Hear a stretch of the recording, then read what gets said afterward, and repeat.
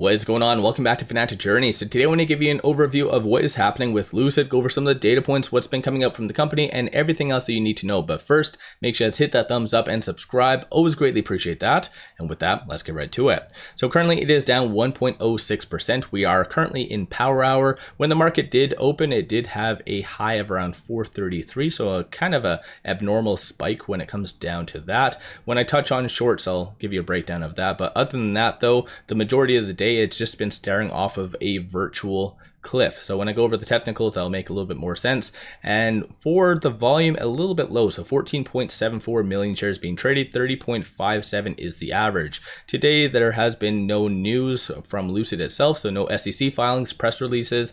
Rather, it's just the broader market is kind of reacting to Google's earnings in a very negative way. And even more specifically, looking at the NASDAQ, it is currently down 2.38%. So a lot of blood in the market right now. And when it comes down to Lucid, even though no news, like I said, came out officially on social media, this was posted. So it does look like Lucid Financial Services is now available in Germany.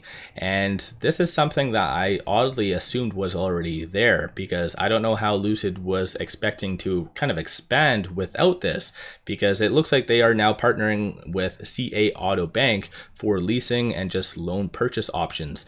So once again, I think this is absolutely critical. Oddly enough, I assumed it was already out there, similar to Bank of America in North America.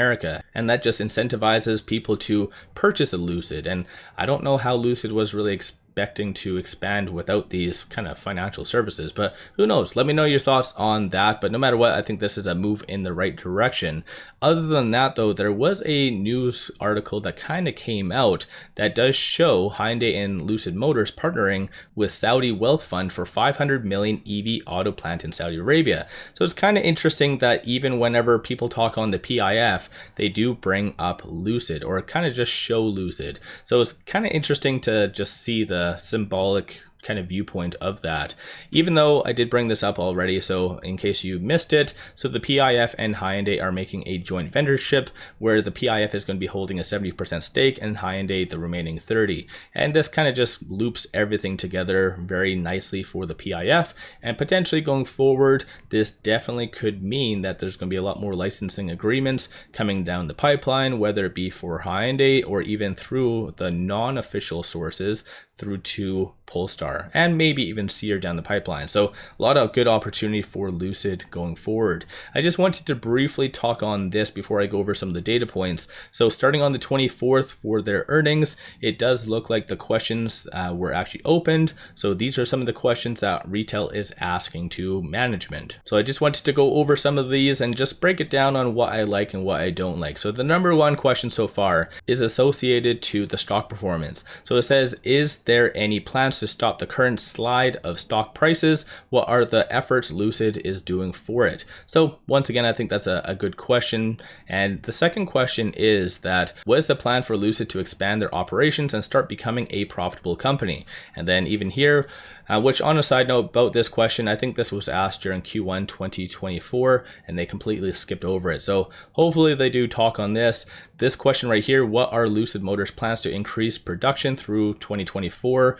And what will Lucid do to prevent cash burn per vehicle? So obviously investors have two concerns, the stock price and operations, plain as day. There's one random question down here. I think it just says, are you going to be doing a stock split? So no matter what, as far as this goes, I think it's kind of on point. Those are kind of the hot topics that investors need to know. So I'll still continue to monitor this overall, but the only other question I would really like to know is associated to AMP2. If they still have the same targets and if they expect any additional expenses as a result of shipping, I guess, the bodies from the States to Saudi Arabia for them just to build, if there's going to be, I don't know, a surplus, or like if that's going to result in higher expenses, like what is that all about? So that's the only question that I would really want to know. But moving on, starting off with this and options activity. So $467,000 in calls being purchased versus 1.25 million in puts. So based on this, people are anticipating for it to trend down and kind of fall off of that virtual cliff.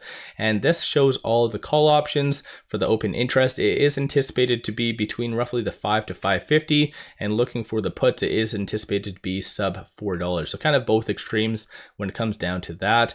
And I have been monitoring for this upcoming earnings to see if any analysts have been changing their earnings per share or revenue, and nothing as of late. No real recent analyst ratings either. So the last being from Bank of America that did come in around 7 days ago, $8 price target and a 53% success rating. And one thing I just wanted to share with you, the latest Morningstar report does show the fair market value being $8.60. So this is based on just assets alone. And if you are looking for a lot of good compiled information such as this, analyst forecast, everything under the sun, take a look at Interactive Brokers, link in the description below and also the comments for all of this to be completely free.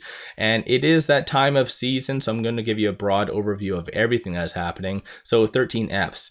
As it stands right now, still a lot of rather small fish, nothing really crazy. So you do see some increasing about 367%, but they're only holding around 948 shares. So like I said, a lot of small fish, most likely the early next week and the first week of November. That is when a lot of the bigger players such as BlackRock and Vanguard are going to be disclosing their 13 Fs. So we'll just have to sit tight and wait just to see exactly what they do.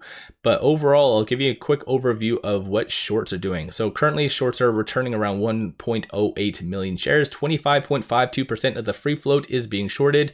224.44 million shares overall are being shorted, and cost to borrow average is a little bit higher compared to yesterday. So 13.93% is that average. And through the Interactive Broker short availability does indicate that there's around 450,000 shares available to be shorted. So the way I interpret this information, with it being a red day and shorts returning some shares, they don't really see it justified, if that makes sense. So you kind of have conflicting information based on the options activity, which is bearish, and the short information, which is kind of bullish. So like I said, both extremes, but based on the technicals, let's talk on that for a second. So with it at $4.18, it is essentially falling off of that cliff. And what I mean by that is this S1, so $4.21. That's kind of the line in the sand. That was a very strong support, and as it stands, it is kind of falling off of it right now. Throughout the day, it's kind of been holding very well, this $4.21 support. And so if it does break below that and successfully closes below that, then you have to anticipate around $3.94 being the next strong support. And given how the market is, seems to be a ton of fear and people are in just panic mode. So most likely that could be coming to a theater near you potentially, so this S2. And then over and above that, $3.51 is going to be another key point to really watch for. And so if it does bounce off of that and trends higher, $4.64 is going to be the next strong resistance, and then $5.07. So let me know your thoughts on Lucid in the comments below. Do you think it is ever going to get to $3.51? And as I did a video over the weekend, potentially if Lucid does trade below 10 consecutive days, below that $5 mark, which is obviously that breaking point and threshold on what is considered a penny stock and not, it'll be interesting to see if Lucid is going to be doing a reverse stock split. And clearly, people are thinking about that, right? This is why someone even is voting. And so far, there's around 228 votes for this. And so around 322,000 shares is represented based on that. So once again, definitely might be coming down the pipeline. It'd be very interesting to see Lucid's viewpoint on that. So whether Sherry and Peter kind of acknowledge that or whatnot. So let me know your thoughts. Don't forget to hit that thumbs up and subscribe. I always greatly appreciate that. And even though Lucid goes up, down, sideways, all over the place, take advantage of this promo. So just sign up for an account with Moo, throw $100 at it, and you get 5 free stocks. Each stock is valued up to $2,000. To take advantage of this, link in the description below and also the comments. With all of that said, I appreciate all of you watching.